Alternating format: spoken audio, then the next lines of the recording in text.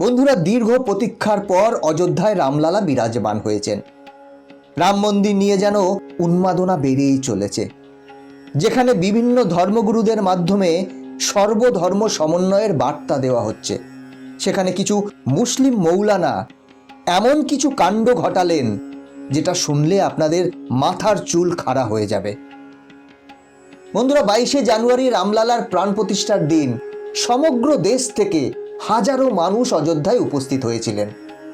তাদের মধ্যে হিন্দু, মুসলিম, খ্রিস্টান সব ধর্মের মানুষ ছিলেন।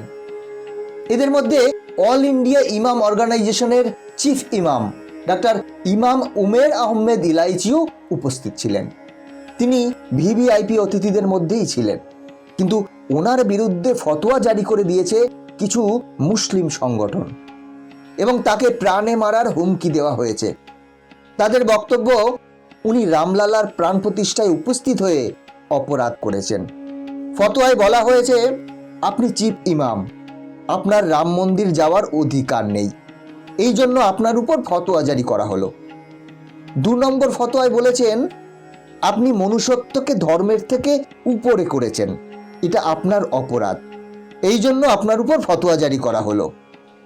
3 নম্বর অপরাধ হচ্ছে, আপনি ধর্মের উপরে উঠে আপনি বলেছেন রাষ্ট্র সর্বোপরি, দেশকে আপনি সবার উপরে করেছেন ধর্মের থেকেও, এই জন্য আপনার উপর এই ফতোয়া জারি করা হলো এবং এর জন্য আপনাকে চরম শাস্তি ভোগ করতে হবে।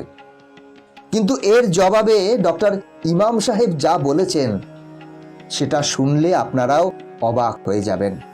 বন্ধুরা, তিনি বলেছেন, প্রথমত এটা ইসলামিক দেশ নয়, এটা ভারত, সনাতন ভারত, এটা সর্বধর্ম সমন্বয়ের ভারত, এটা একতা ও অখণ্ডতার ভারত।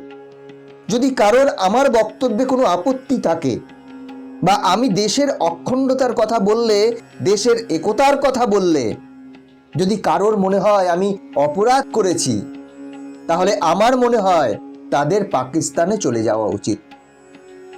তাদের এই দেশে থাকার অধিকারই নেই। তিনি আরো বললেন, যে লোক আমাকে ভালোবাসে, দেশকে ভালোবাসে, তারা আমাকে সমর্থন করে, আর যারা দেশ বিরোধী তারাই এই ধরনের ফতোয়া এবং মন্তব্য করতে পারে, তাদেরও পাকিস্তানে চলে যাওয়া উচিত। তিনি বলেছেন, আমি রামলালার প্রাণ প্রতিষ্ঠায় গিয়েছিলাম ভালোবাসার বার্তা দিতে, আমি ওখানে গিয়ে একতার বার্তা দিয়েছি, ভালোবাসার বার্তা দিয়েছি, কোনো অপরাধ করিনি। রাম মন্দির আমাদের রাষ্ট্র মন্দির, সেখানে গিয়ে আমি যে একতার বার্তা, ভালোবাসার বার্তা দিয়েছি, তাতে আমি দৃঢ় প্রতিজ্ঞ, অটল। না আমি ক্ষমা চাইব আর না আমি ইস্তফা দেব, কারণ আমি এমন কোনো কাজ করিনি যাতে কারো দুঃখ হতে পারে। আমাদের লক্ষ্য জাতি ধর্ম নির্বিশেষে একত্রে বসবাস করা। আমার দেশ আমাদের সব কিছু দিচ্ছে, আমাদেরও উচিত দেশকে কিছু দেওয়া। এই ভাবনা সবার মধ্যে আসা উচিত। রাষ্ট্র সর্বোপরি। বন্ধুরা, এবারে বলবো মুম্বাইয়ের বাসিন্দা কলেজ ছাত্রী শবনম শেখ ও তার 2 বন্ধু অযোধ্যায় রামলালার দর্শন করার জন্য সুদূর মুম্বাই থেকে পায়ে হেঁটে অযোধ্যায় পৌঁছেছেন। এই যাত্রাপথে তাদের প্রায় 40 দিন সময় লেগেছে। এই যাত্রাপথে তাদের অনেক বাধার সম্মুখীন হতে হয়েছে। অনেক মুসলিম মানুষ তাদের অনেক কটু কথা পর্যন্ত বলেছে। যদিও শবনমের সাথে দুর্ব্যবহার করা মানুষের উপর পুলিশ কড়া ব্যবস্থা নিয়েছেন। এই তথ্য শবনম নিজেই তার ইনস্টাগ্রামে পোস্ট করেছেন। তার এই যাত্রাপথে কিছু হিন্দু সংগঠন শবনমদের স্বাগত জানিয়েছেন। সমস্ত রাস্তা জয় শ্রীরাম ধ্বনি দিতে দিতে হেঁটে চলেছেন শবনম ও তার 2 সাথী। প্রতিদিন 35 কিলোমিটার পর্যন্ত হাঁটতো তারা। কিছু মুসলিম সংগঠন যখন জানতে পারে যে মুসলিম হয়েও শবনম মন্দিরে যাচ্ছে, তখন সেই মুসলিম সংগঠন শবনমের বিরুদ্ধেও ফতোয়া জারি করেন। এই প্রসঙ্গে শবনম শেখ বলেছেন, রামজির প্রতি তার যে আস্থা, এটা তার হঠাৎ করে হয়নি, এটা ছোটবেলা থেকেই আমার মধ্যে কোথাও না কোথাও ছিল। কারণ আমি নিজেকে একজন ভারতীয় সনাতনী মুসলমান মনে করি। এর কারণ আমি মুম্বাইয়ের যে জায়গায় থাকি সেটা সম্পূর্ণ হিন্দু এলাকা। ছোটবেলা থেকেই আমি তাদের মধ্যে বড় হয়েছি, আমার জন্ম হয়েছে এখানে। আজানের আগে আমি ভজন শুনেছি, তাই এর প্রভাব আমার উপর বেশি। আমি হিন্দুদের সব অনুষ্ঠানে অংশগ্রহণ করেছি। আমাদের মহারাষ্ট্রে গণেশ চতুর্থী খুব ধুমধাম করে পালন করা হয়। শুধু আমি নয়, আমার পুরো পরিবার গণপতি বাপ্পার আসা থেকে বিসর্জন পর্যন্ত পুজোয় অংশগ্রহণ করি।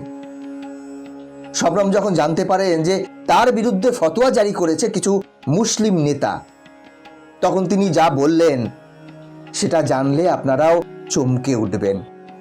তিনি বললেন, দেশ সংবিধানে চলে, ফতোয়া দিয়ে নয়। যদি কোনো মৌলানা আমার সাথে কথা বলতে চায় তাহলে আমি তাদের সাথে কথা বলতে রাজি, কিন্তু কেউ যদি আমার বিরুদ্ধে ফতোয়া জারি করে তাদের শুধু একটাই কথা বলবো, দেশ সংবিধানের মাধ্যমে চলে, ফতোয়ার মাধ্যমে নয়। এই সংবিধান আমাকে অধিকার দেয় যে আমি মন্দিরেও যেতে পারি, মসজিদেও যেতে পারি, আবার চার্চেও যেতে পারি। আমার দেশের সংবিধান আমাকে যেখানে ইচ্ছে যাওয়ার অধিকার দিয়েছে। তাই আমি কোথায় যাব, কখন যাব, সেটা সম্পূর্ণ আমার ইচ্ছা।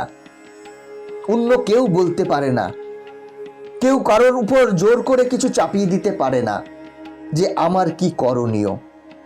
এটা সম্পূর্ণ আমার ব্যক্তিগত বিষয়। বন্ধুরা, 22শে জানুয়ারি প্রাণ প্রতিষ্ঠার পর থেকেই সমগ্র দেশ রামময় হয়ে উঠেছে। উত্তরাখণ্ডের মাদ্রাসায় রাম কথা পড়ানোর ফরমান জারি করেছেন। ওয়াকফ বোর্ডের অধ্যক্ষ নিজে এই বিষয়ে সহমত পোষণ করেছেন।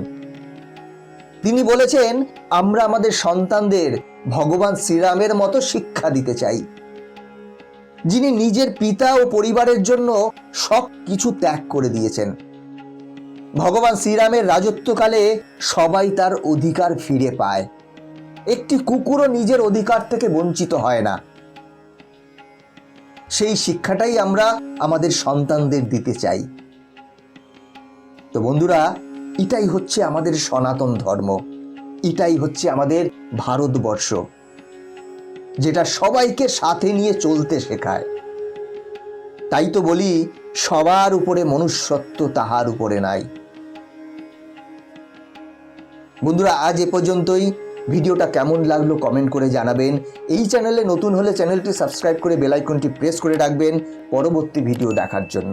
ভালো থাকবেন, সাথে থাকবেন।